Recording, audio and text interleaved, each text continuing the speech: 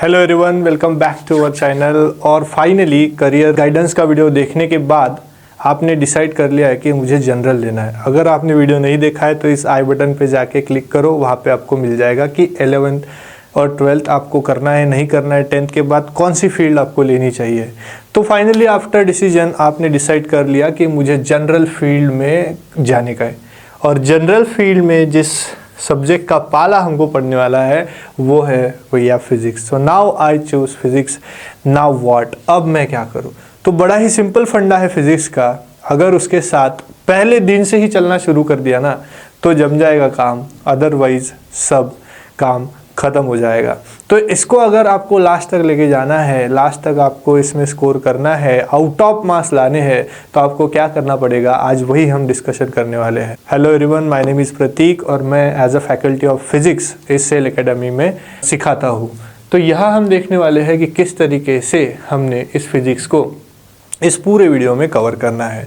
इस फिजिक्स को पढ़ने के लिए हमने कुछ टॉपिक्स यह है कि किस तरीके से गाइडेंस हमको मिलना चाहिए ताकि हम फिजिक्स को ओवर थ्रू पूरा लास्ट तक पकड़ के लेके जाए। यस, तो सबसे पहले हमारा स्लाइड है वो लेके आते हैं, अंडरस्टैंडिंग द सिलेबस। अगर कोई भी चीज़ आपको अच्छी तरीके से करनी है तो उसके सभी नॉलेज के बारे में हमें इंफॉर्मेशन होनी चाहिए। जस्ट लाइक कि कोई गेम अगर खेलने जा रहे हैं तो विदाउट रूल हम उसमें अच्छा स्कोर या फिर अच्छा खेल नहीं पाएंगे।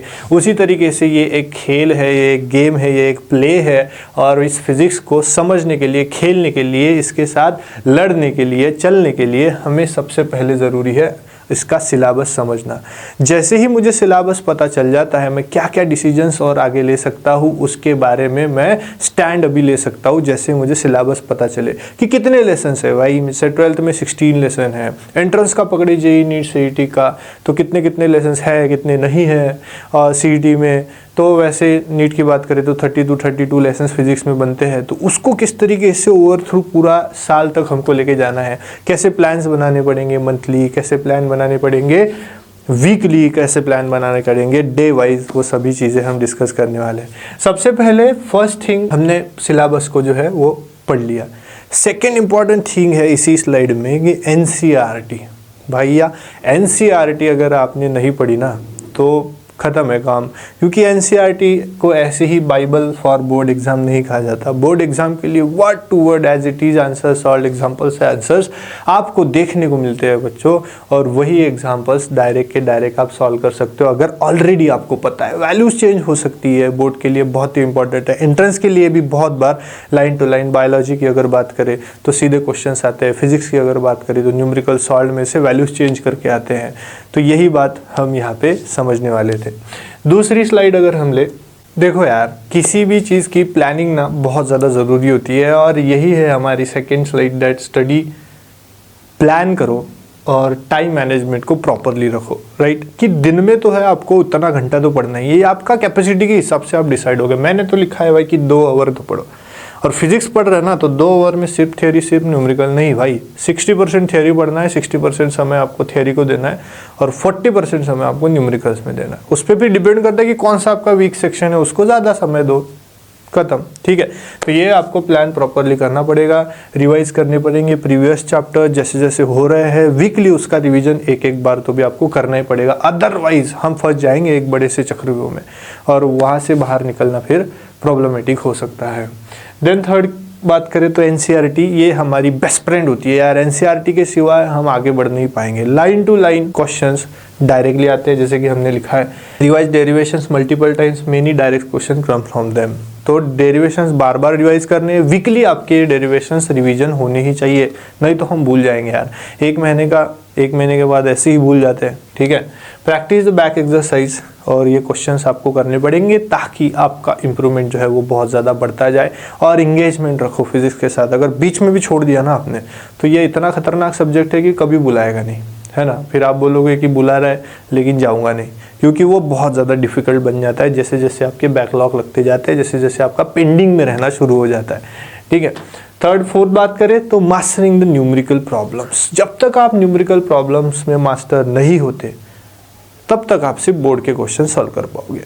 एंट्रेंस जेईई नीट सीईटी में क्वेश्चन सॉल्व करने के लिए डायरेक्ट फार्मूला बेसिस पे 20 to 30% क्वेश्चन आते हैं। बाकी कंसेप्चुअल और एप्लीकेशन पे आते हैं, तो वो अगर सॉल्व नहीं करते आया तो हमारा स्कोर बिल्कुल भी बढ़ेगा नहीं। 30-40 के ऊपर 180 में से हम कभी भी ले नहीं पाएंगे। तो ये बिल्कुल आपको ध्यान रखना है कि किस तरीके से मैं डिज़ाइन करना है हमको फिजिक्स के सब्जेक्ट को। तो उस हिसाब से इंपॉर्टेंट चीज़ कौन सी है, चौथे नंबर की ये है। मास्टर ही रहना है हमको न्यूमेरिकल में। भाई कैसा भी क्वेश्चन आए, कैसे भी आए, समझो। जब तक आप सवाल को समझोगे नहीं तब तक आप उस पर ट्रीटमेंट कैसे कर पाओगे। बड़ा ही सिंपल लॉजिक है। सवाल ही नहीं समझा रहे, पेशेंट बोल क्या रहा है समझ में नहीं आ रहा है, उस पर ट्रीटमेंट कैसे करोगे, उसको क्या गोली दोगे। भाई कुछ भी हो गया, हाँ पैरासीटामोल, कुछ भी हो गया पैरासीटामोल, जमेगा क्या, नहीं जमेगा ना, ठीक है सॉरी यार। लेकिन यही तरीका था राइट, जिससे आप समझ पाओगे कि जब तक आपको उस क्वेश्चन के बारे में इंफॉर्मेशन नहीं रहेगी, 2-3 चैप्टर पढ़े नहीं रहेंगे, तब तक हम क्वेश्चन सॉल्व नहीं कर पाएंगे। तो वो हम करवा देंगे यार, टेंशन मत लो, ये होना ही चाहिए। नेक्स्ट बात करें तो रिवीजन स्ट्रैटेजी। रिवीजन स्ट्रैटेजी इतनी बढ़िया होनी चाहिए ना कि एक बार में मंथली जब आप प्रिपरेशन कर रहे हो नया वाला फिजिक्स के बारे में, तो आपको अंदाज़ा आ जाता है कि आप कहाँ लैग कर रहे हो और कहाँ आपका टाइम ज़्यादा वेस्ट हो रहा है, कहाँ आप ज़्यादा टाइम यूज़ कर रहे हो और कहाँ करना चाहिए। उसको अगर आपने समझ लिया, एक ग्राफ अगर आपने समझ लिया ना, तो आप फिर उसमें कभी पीछे नहीं पड़ोगे। और कंसिस्टेंसी ये इतनी बढ़िया चीज़ है, ये इतनी ज़बरदस्त चीज़ है कि ये अगर आपने सीख ली तो आप कोई भी रास्ते पे कैसे भी चल सकते हो। जैसे कि हमने यहाँ पे बात किया कि टाइम जब हम मैनेजमेंट कर रहे हैं तो कंसिस्टेंसी होना बहुत ज़रूरी है। कंसिस्टेंसी अगर नहीं है ना तो आपको जहाँ जाना है वहाँ बिल्कुल ही नहीं पहुँच पाओगे। कंसिस्टेंटली स्टेप बाय स्टेप रखना शुरू करो। और जैसे ही कंसिस्टेंसी आ गई, कंसिस्टेंसी आपकी की है भाई, सक्सेस की चाबी है। जैसे जैसे आगे जाओगे डिफ़िकल्टीज आएगी, दरवाज़ा खोलोगे, दरवाज़ा खुल गया, जम गया।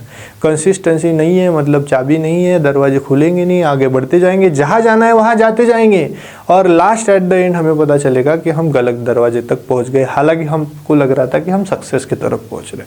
तो ये मेरी बात याद रखना। बात करते हैं रिविजन स्ट्रैटेजी के बारे में। तो शॉर्ट नोट्स बनाना है, फ्लैश कार्ड्स बनाने हैं और एग्जाम्पल्स जो सैम्पल पेपर्स होते हैं तो उसको सॉल्व करते हुए आपकी एक बुक होनी चाहिए जो बनी हुई रहेगी। तो इसमें लगभग 4 से 5 बुक्स आपको बनाने पड़ते हैं। वो कभी नेक्स्ट वीडियो में हम बात करेंगे कि क्या स्ट्रेटजीज होनी चाहिए। फिलहाल इसको समझने के लिए आपको इनिशिएटिव क्या लेना है, फिजिक्स को आपके अंदर आने देने के लिए क्या क्या परमिशंस देनी है, उसके बारे में हम बात कर रहे हैं। टाइम मैनेजमेंट आज से करना है, फ्रॉम टुडे। राह नहीं देखनी भाई मंडे आएगा, नहीं सोमवार से करेंगे, मंगलवार से करेंगे, फिर 12 बजे, फिर दूसरे दिन, फिर अरे छोड़ दो सब। हर दिन आपका दिल आपको बोलेगा कि यार मत कर, कल करते। एक बार अपने दिमाग को, दिल को एक बार एक चीज़ बोलो, सिर्फ एक ही बार बोलने का कि मैं ना कल से नहीं पढ़ रहा यार, आज पढ़ने दो। कल जाओ फिर से बोलो यार कल से नहीं पढ़ रहा, आज पढ़ने दो। ये उसको उल्लू बनाओ ना आप। एक दिन वो समझ जाएगा कि ये नहीं सुधरने वाला, अब मेरे जाल में नहीं फंसने वाला। अभी जाल में फंसे हुए हैं अपन, है ना। कल करेंगे, कल करे सो आज करो, आज करे सो अभी। So right from today. Allocate more time to difficult topics. जो डिफिकल्ट टॉपिक्स है उसको आपको ज़्यादा समय देना है। Stick to a fixed daily schedule, ये बहुत ज़रूरी है। कम रहा ना तो भी चलेगा, पर फिक्स्ड डेली स्केड्यूल रहना चाहिए। खेलने के लिए, गेम खेलने के लिए, मूवीज़ देखने के लिए, सबके लिए फिक्स टाइम आपका होना चाहिए, है ना। और स्टडी के लिए बहुत ज़्यादा फिक्स होना चाहिए। सो अवॉइड लास्ट मिनट प्रॉब्लम्स आते हैं, तो लास्ट मिनट में आपको वो सब चीज़ें अवॉइड करनी है। और मंथली गोल, वीकली गोल पे ज़रा ध्यान रखना है। वीकली चीज़ों को कंप्लीट करना शुरू करो। मतलब मंथली के लिए इतने बड़े बड़े चैप्टर्स नहीं है यार कि मंथली गोल रखेंगे, है ना। वीकली गोल रखो। सेक्शन को रख सकते हो कि 12 चैप्टर है तो उसको कैसे सेक्शन वाइज हम डिवाइड करके सॉल्व कर सकते हैं। नेक्स्ट, कॉमन मिस्टेक जो सब करते हैं उसको हमको अवॉइड करना है, ठीक है। कॉमन मिस्टेक्स क्या होती है? अवॉइड रोट लर्निंग, रटाया हुआ रखना। अरे 2-4 हफ्ते, महीने ले लो यार, जिसको ज़्यादा लेंगे महीने ले लो। कि थ्योरी की टेस्ट दे ही नहीं पाते बच्चे। क्यों नहीं दे पा रहे? क्योंकि आपने रट के रखा है। समझो, समझाना काम हमारा है, आपका काम है समझना। नहीं समझा तो पूछना, समझाएंगे हम फिर से वापस से समझाएंगे, ठीक है। तो ये चीज़ आपको याद रखनी है। डोंट स्किप यूनिट्स और फॉरगेट टू राइट। ये तो लास्ट वाला सेक्शन हो गया कि जब पेपर लिखने जाएंगे ना, सबसे इंपॉर्टेंट चैप्टर होता है आपका ऐसा यूनिट जो सबसे पहले शुरू होगा। ऐसा पढ़ लो ना उसको, हर चैप्टर में बचे हुए जितने भी 30 चैप्टर ना, सब में उसका यूज़ होगा। नहीं हुआ तो मेरा नाम बदल देना, हर जगह पे उसका आपको यूज़ दिखेगा। विदाउट एसे यूनिट आप आगे नहीं बढ़ पाओगे। Revise your answer before submitting, तो ये तो लास्ट में ही है कि जब भी आप पेपर सबमिट करेंगे जो भी आएगा आपका, तो उसको रिवाइज करना बहुत ज़रूरी। तो ये तो हम क्लासेस में बताते हैं राइट, और आपको ये चीज़ें समझनी है। तो अगर आपको ये वीडियो अच्छी लगी है तो आप लाइक शेयर सब्सक्राइब ज़रूर करना और अपने फ्रेंड्स को भी भेजो राइट, और फ्रेंड्स को भेजना है। और आपको लगता है कि आपको अच्छे कोचिंग की ज़रूरत है, अच्छे मेंटोर चाहिए, तो आइए यार हमारे साथ जुड़िए। हम सेल एकेडमी आपको इनवाइट करते हैं, इनवाइटिंग फॉर डेमो क्लासेस। आके बैठो तो देखो तो एटमॉस्फेयर एनवायरनमेंट कैसा है, सबके पास जाओ यार, सबके पास का टीचिंग देखो, जो आपको पसंद आया अच्छा लगा वहाँ पे ज्वाइन करने का राइट। सो मिलते हैं नेक्स्ट वीडियो में, तब तक के लिए बाय बाय, थैंक यू।